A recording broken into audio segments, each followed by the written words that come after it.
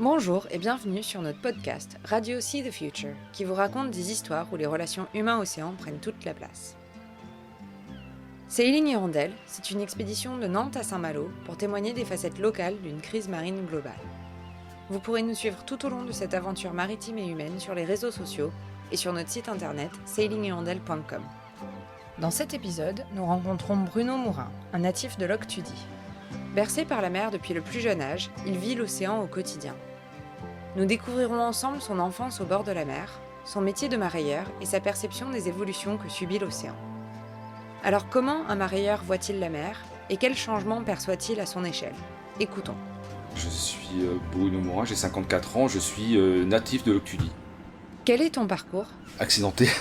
J'étais dans la marine nationale et puis j'ai de suite pris le chemin du mariage en gros. D'abord en tant qu'ouvrier dans les magasins et puis après en fait on montait acheteur. Ensuite j'ai dirigé une grosse société et depuis 5 ans j'ai racheté cette petite boîte avec un de mes enfants, Manu. Les boîtes sont faites par les hommes qui la composent. C'est pas la couleur du costard ni les études qui donnent des compétences. Et vivant à Loctudy, au bord de la mer, quel est ton rapport à l'océan ? La mer me nourrit, déjà. Je vais beaucoup dessus, je vais beaucoup dessous aussi, parce que je navigue et je fais de la plongée. Voilà. Elle est omniprésente dans ma vie. Et elle est source de partage, de virer entre amis. C'est un vaste univers. Le domaine de jeu, il est énorme. Pêche, plongée, chasse sous-marine, beauté, autant quand elle est calme que quand elle est déchaînée. Pêche à pied, enfin bref, tout ce qu'on peut faire sur la mer. Voyager, partir, revenir. Donc si tu devais le décrire à quelqu'un qui ne l'a jamais vu, c'est quoi l'océan ? C'est quelque chose qui est complètement insondable déjà. Elle peut être source de bonheur, source de malheur, parce qu'elle prend plein de monde, elle rend plein de gens heureux, elle crée des drames. Il faut vraiment la vivre. C'est une toile qui n'est pas peinte encore. Tu vois ici, on a des lumières qui sont... Tous les jours, c'est différent. Qu'est-ce qui t'a poussé à devenir mareyeur ? Moi, j'avais 10 ans. De mes 8, 9, 10 ans, je ramassais les bigorneaux sur la vasière. En fait, le porte-plaisance, il n'existait pas, c'était une grande vasière. Et donc, pour gagner de la thune, avec un copain, on ramassait les bigorneaux dans la vasière à marée basse, on traversait la Gaudie, on allait les vendre chez Cario et Loctudy. J'ai toujours fait de l'argent et ça m'a toujours plu, en fait, le rapport de vente créé par moi-même, je ne pouvais pas dépendre de quelqu'un. Ma première moto, j'ai acheté comme ça, ma première 50. Puis c'est un métier qui m'a plu de suite parce qu'en fait à l'époque on travaillait aussi, on pouvait déjà travailler à 14 ans. Je travaillais pratiquement toutes les vacances scolaires à Menbrial, là, sur le terre-plein, bon ça n'existe plus aujourd'hui. Et puis ça m'a plu, ça me permettait de rester dans le coin aussi. Puis c'est un métier dur mais riche, où tu rencontres des sacrées gueules là-dedans. T'as des personnages. Est-ce que ta façon de voir la mer a évolué en faisant ce métier ? Alors le problème c'est que tu constates des choses, mais tu ne peux pas intervenir dans beaucoup de points. Il y a eu une époque, on ramenait encore des petites lottes qui faisaient 4-5 cm, tu voyais des lots de 300-400 kg, tu transposais ça à la même espèce devenue mature, ça faisait des centaines de tonnes de poissons, quoi, si tu veux, parce que quand tu vois ça qui arrive tous les jours. Puis après il y a eu au niveau de l'Europe une prise de conscience qu'il fallait aussi peut-être faire attention, parce que la mer n'était peut-être pas complètement impossible à vider non plus. Après, il y a eu aussi des plans de casse au niveau des bateaux qui ont réduit l'outil de pêche. Il y a eu beaucoup de casse de bateaux en 93-94, notamment avec le plan Mélic. Bon, après, au niveau de l'Europe, de toute façon, les règles ne sont pas les mêmes, elles ne sont pas appliquées de la même façon. Donc toi, l'effort que tu fais ici, tu franchis la frontière, ils en ont rien à battre. Si tu vas en Espagne, dans les poissonneries, surtout du côté méditerranéen, quand tu as un poisson qui dépasse 5 cm, c'est un gros. Et donc, tu as pu observer des évolutions sur la pêche ? Alors déjà, on a eu une première vague, je vais pas dire des poissons exotiques, mais bon, les premiers balistes, qui étaient plutôt des poissons du sud, on en a régulièrement ici. L'impact que j'ai vu, moi, c'est qu'en fait, avant, tu avais des saisons par espèce. Aujourd'hui, tu n'as plus de saison. Avant, par exemple, le rouget, c'était mai, juin, juillet, c'était l'époque où on pêchait du rouget. Aujourd'hui, au mois de décembre, ils pêchent plein de rouget. Le lieu, c'était plutôt février-mars, ils en pêchent toute l'année. Le thon, tu pêches du thon rouge à 10 000 dans le sud des Glénans aujourd'hui. On sait de toute façon que l'océan se réchauffe, donc il y a sûrement une migration de certaines espèces aussi. Mais ça s'évalue vraiment dans le temps par des comparaisons chaque année. Nous, on le voit par les débarquements sucriers d'espèces qui normalement n'auraient pas dû être là à cette date-là.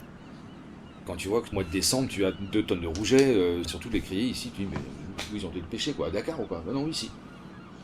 Alors qu'avant, c'était vraiment mai, juin, juillet. Ce sont vraiment les changements qu'on peut jauger visuellement. Et est-ce que tu penses qu'en tant que marailleur, tu as un rôle à jouer dans la protection de l'océan? Alors déjà, le poisson, il appartient à celui qui le paye, en fait. Celui qui le paye, c'est le consommateur, in fine. Moi, j'achète pas du poisson pour le bouffer, hein. J'achète pour le vendre. Avec les différents réseaux sociaux, la montée de l'écologie, c'est vrai qu'il y a une prise de conscience. Et l'exemple type, c'est le bar en période de frais.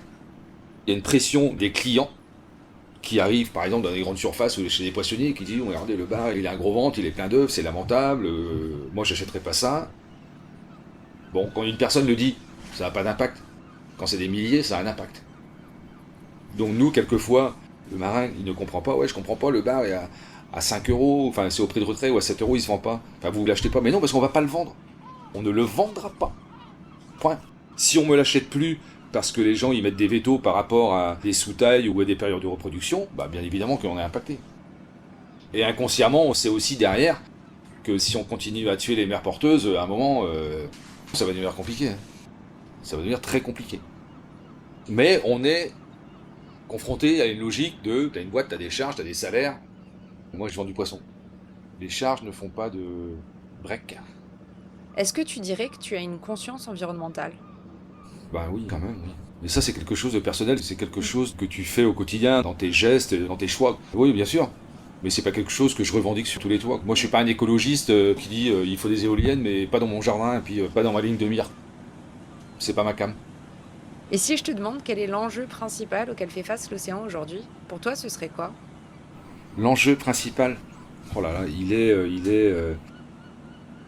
je te dirais la pollution, mais on voit trop ce qui se passe devant chez nous, mais on voit pas ce qui se passe ailleurs. Moi, j'ai pas mal de copains qui bossent dans l'offshore, des mecs qui bossent en Angola, au Nigeria, ils te racontent des trucs, c'est complètement dingue. C'est même pas imaginable ici.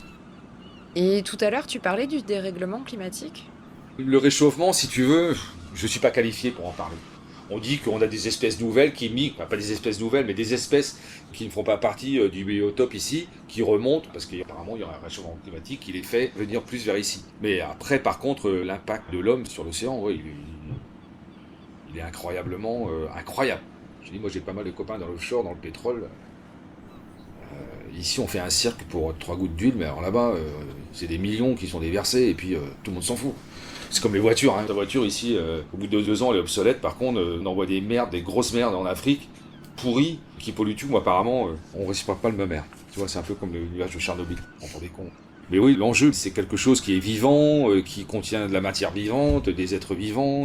On sait qu'elle est source de tout ce qui est important pour que l'homme y vive sur la Terre. S'il n'y a pas d'océan, on n'est plus là. Hein.